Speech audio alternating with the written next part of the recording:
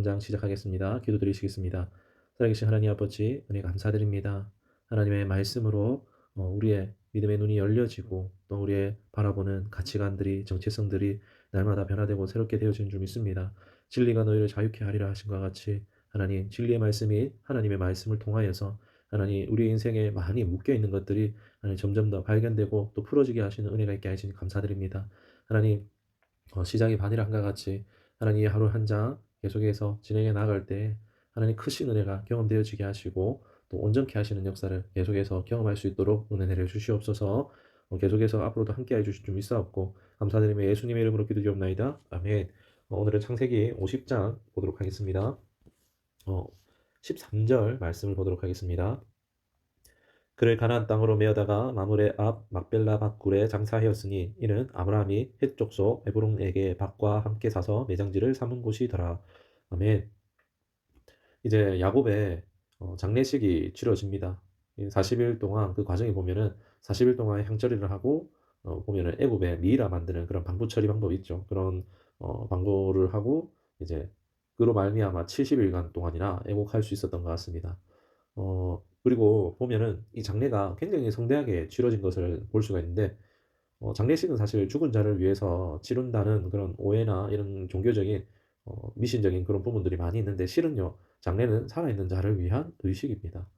살아서 장례를 치르는 사람이 누구인가 따라서 그래 장례의 규모가 정해지기도 하는데 야곱이라는 인물이 위대했기보다도 그래서 성대한 장례가 치러진 게 아니라 요셉이라는 이 총리 국가의 2인자라는 그 2인자의 아버지라는 품격에 맞춰서 이런 성대한 장례로 치러진 것을 볼 수가 있습니다.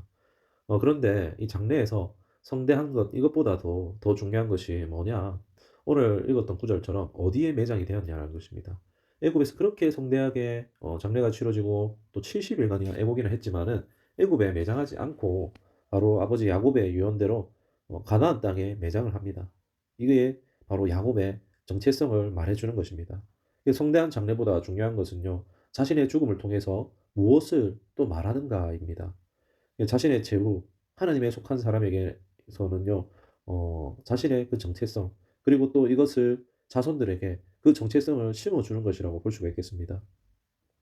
우리의 집, 우리의 땅은 하나님의 약속하신 땅, 가나안 땅이다라는 것을 이 자손들에게 심겨주고 있는 것입니다. 하나님께 속한 자임이 더 훨씬 중요한 거죠. 그 애굽에서의 화려보다도 사나 죽으나 주님의 것이함과 같이 야곱은 죽음조차도 주님의 것으로서 마무리 짓고 있는 것을 볼 수가 있습니다. 17절 말씀을 보도록 하겠습니다. 너희는 이같이 요셉에게 이르라 내 형들이 내게 악을 행하였을지라도 이제 바라건대 그들의 허물과 죄를 용서하라 하셨나니 당신 아버지 하나님의 종들인 우리 죄를 이제 용서하소서 하며 요셉이 그들이 그에게 하는 말을 들을 때에 울었더라. 아멘. 장례가 끝이 나고 이제 야곱의 아들들 형들이죠. 이 형들이 요셉에게 찾아옵니다. 형들 생각에 아마 그동안 아버지가 있으니까 아버지 때문에 자신들을 봐주고 있다가 이제 아버지가 돌아가셨으니까 자신들을 해하지 아니할까 하는 지극히 인간적인 생각에 두려움에 사로잡힌 것을 볼 수가 있습니다. 그래서 이들이 다시 요셉에게 찾아가서 용서해 주기를요 보면은 엎드려서 비는 것을 볼 수가 있습니다. 그럼 요셉이 대답하기를 아니다. 이거는 하나님의 섭리인데 뭘 말할 게 있냐. 뭐 너그럽게 오히려 위로하며 그런 모습을 보여주고 있습니다. 마치 이 모습은요, 마치 그 요셉이 그들에게는 신과 같고, 형들의 모습은 죄인의 모습처럼 우리가 볼 수가 있는데, 이 관계는 하나님과 죄인인 우리 관계의 모습과 상당히 유사하다는 것입니다.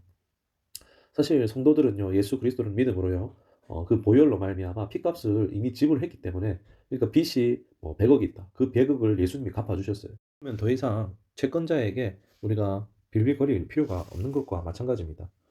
우리가 예수님의 보혈로 용서받았음에도요, 죄책감에 시달리기도 합니다. 사실 죄책감은 필요하기도 합니다. 이것을 못 느끼는 것은 오히려 양심에 화인 맞은 자라고 해서 디모데전서 4장 2절에 보면은 양심에 화인 맞은 자라고 그는 그 믿음을 떠난 자를 말하고 있습니다. 구원받지 못할 가망이 없는 그런 사람이라고 할 수 있겠죠. 그러나 마귀는요, 우리의 이 죄책감을 이용하여서요, 성도를 성도답게 살지 못하게 또 한다는 것입니다. 예수님을 믿으면요. 너희는 이미 깨끗하여졌으니 너희가 발만 씻으면 된다라고 예수님 분명히 이야기하셨습니다. 그러니까 우리가 죄를 안 짓고 살 수는 없죠. 그렇기 때문에 매일 그 짓는 죄들을 항상 회개하라는 거죠. 손발 씻듯이 그 손발 씻듯이 씻으라는 것입니다. 그러면은 우리가 정상적으로 생활하는 것이 가능하다. 우리가 지금 정말로 하나님께로 돌아가는 것이 중요한 거지, 죄를 완전 무결하게 안 짓는 것, 그런 것이 우선돼서는, 우선 그런 것도 좋지만 그걸 목표로 하는 것이 아니라는 것입니다. 돌아가는 게 더 중요한 것입니다. 예. 그런데 이 마귀는 이 죄책감을 이용해서요, 정상 생활을 하지 못하게 합니다. 우울하게 하고 낙심하게 하고 절망하고 좌절하게, 나에 대해서 비관적인 시선을 가지게 하고, 나아가서는 그 스스로 자멸하도록 그렇게 나아가게 만든다는 것이 죄책감을 통해서요. 또 보면은 이단들도요, 죄책감을 기가 막히게 이용합니다. 자기들의 무리로 계속 죄책감을 주어 가지고 자기들의 무리로 이끌어 가기도 합니다. 이 회개해야 한다면서 어쩔 때에는 어떤 이단은 이런 것도 있죠. 매 맞는 교회도 있지 않습니까? 어떤 목사가 막 죄 지었다고 막 그걸 가지고 때려 가지고 그러다가 맞다가 죽는 경우도 막 발생하게 되는데, 이게 다 누가 하는 짓입니까?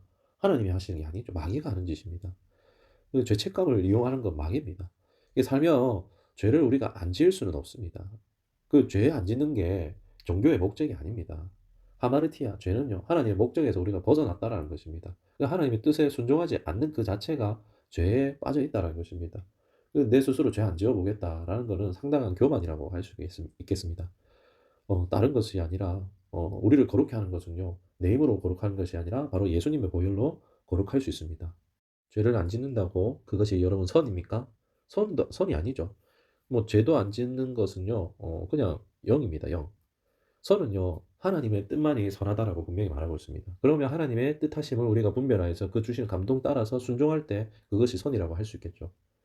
우리가 죄를 안 지으면요, 악에 대해서는 우리가 잘했을지 몰라도 선에 대해서는 여전히 빵점이라는 것입니다. 그런데 우리가 하나님의 뜻에 순종해 나가면요, 이것이 점점 어 선에 가까워져 가는 거죠.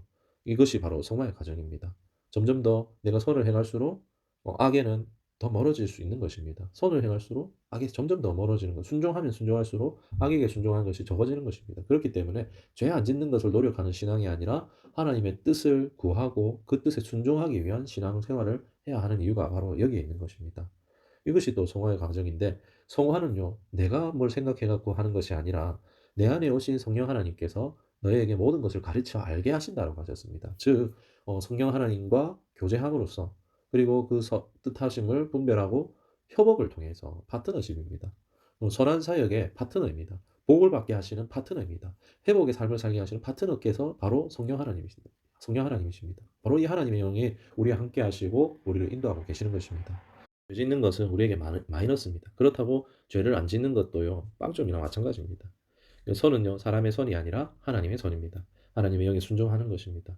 이 하나님 성령에 순종하는 것, 감동 따라 살아가는 그것이요, 정말 기쁩니다. 즐겁습니다. 인간답게 사는 삶이라고, 나답게 사는 삶이라고 말할 수 있는 삶이라고 말할 수 있겠습니다. 이건 경험의 영역입니다. 이런 것들을 경험하시고 성령의 인도하심 받는 복된 삶이 되시기를, 죄에 속지 않고 죄를 멀리하는 선을 오직 즐거워할 수 있는 저와 여러분 되기를 주님의 이름으로 축원합니다. 그리고 25절에서 26절까지 말씀 보도록 하겠습니다. 요셉이 또 이스라엘 자손에게 맹세시켜 이르기를, 하나님이 반드시 당신들을 돌보시리니 당신들은 여기서 내 해골을 메고 올라가겠다 하라 하였더라. 요셉이 110세의 죽음에 그들이 그의 몸에 향재료를 넣고 애굽에서 입간하였더라. 아멘. 이제 요셉도 110세의 향년을 맞이합니다. 이제 그도 중손자까지 보게 되어지는데, 가나안 땅에 매장되도록 유언하고 있는 것을 볼 수 있습니다. 그래서 입간만 하고 이야기는 마칩니다. 창세기 50장은요, 입관 예배로 예배가 마친 것입니다. 이제 하관 예배도 해야 되는데, 매장도 해야 되는데 아직 그 이야기는 끝나지 않았습니다. 이후에 계속되겠죠. 아버지 야곱과 마찬가지로 죽음으로써 정체성과 믿음을 말하고 있습니다. 바랄 수 없는 중에 바라는 것, 이루어지지도 않았지만은 소망할 수도 않은 그런 상황 가운데에서도 소망을 가지는 것이 바로 여러분 믿음입니다. 믿음은요, 내가 믿습니다, 이게 믿음이 아니라는 것입니다. 소망을 가지는 것. 그러니까 하나님의 주시는 말씀, 약속, 이것을요, 우리가 그냥 귀로만 듣고 하나님의 말씀, 이거 끝이면 그냥 그 말씀으로 그대로 있을 뿐이지만, 그러나 이 말씀을요, 나에게 가져와서 이것을 상상으로 내 삶에, 내 인생에 결합시킬 때, 그림이 그려질 때예요, 이것이 소망이자 비전이 되어집니다, 여러분. 말씀으로 있으면 아무 소용이 없습니다. 우리에게 주신 이 상상력을 통해서 하나님의 말씀이 이렇게 이루어지면 좋겠다. 이렇게 이루어질 수 있겠다. 그러니까 하나님의 말씀이 이렇게 되겠지라는 꿈을 가지는 것입니다. 이것이 비전입니다. 그러나 우리가 말씀을 가지고 그것을 내 믿음으로 이거를 함께 하나 되지 못하게 하는 것이 세상에 주는 이미지들, 세상이 주는 미디어에 우리의 상상력을 빼앗긴다는 것입니다. 계속 매일 우리가 요즘 불륜 드라마 많죠. 불륜 드라마, 불륜 소설 이런 것들을 보는 사람이 어떻게 되겠습니까? 계속 그런 생각만 할 수밖에 없겠죠. 그들의 상상은 하나님 말씀하신 노아의 시대에도 그들이 생각하는 모든 것이 악하다라고. 우리의 상상력은요. 계속 세상의 것, 다른 사람이 만들어낸 사람의 이야기에 주목할 것이 아니라 우리는 하나님의 말씀을 기준으로 하여서 내 삶에 어떻게 이루어질까에 그것을 상상할 때에 그것을 내 마음에 좋다라고 품었을 때 그것이 소망을 품고 비전을 품는 것이란 것입니다. 이것이 우리 삶 가운데에 소망과 비전을 품고 정말 하나님의 약속의 말씀을 붙드심으로 말미암아 그것이 여러분 삶 가운데 반드시 이루어지는 것을 볼 수 있기를 주님의 축원합니다. 예를 들어서 건강해지는 상상 아니면 내가 사랑하는 가족들 화목한 상상 이런 말씀의 근거로 하여서 그 말씀을 가지고 믿음의 상상을 가지고 계속 그 이미지를 가지고 하나님과 기도하며 나아가는 것입니다. 교제하는 것입니다. 그럴 때 하나님이 또 다른 상상을 주실 수도 있고 그 상상을 고쳐 주실 수도 있고 아니면 그 상상을 하나님이 이루어 주실 수 있는 것입니다. 여러분 비전과 소망을 말씀 가운데 품으시고 하나님께서 이루기를 다시 한번 축원하며 시간 말씀을 마치도록 하겠습니다. 기도하겠습니다. 살아계신 하나님 아버지 은혜 감사드립니다. 드디어 이제 창세기 50장까지 이제 마무리 지어집니다. 여기까지 인도하신 하나님 아버지의 은혜 감사드립니다.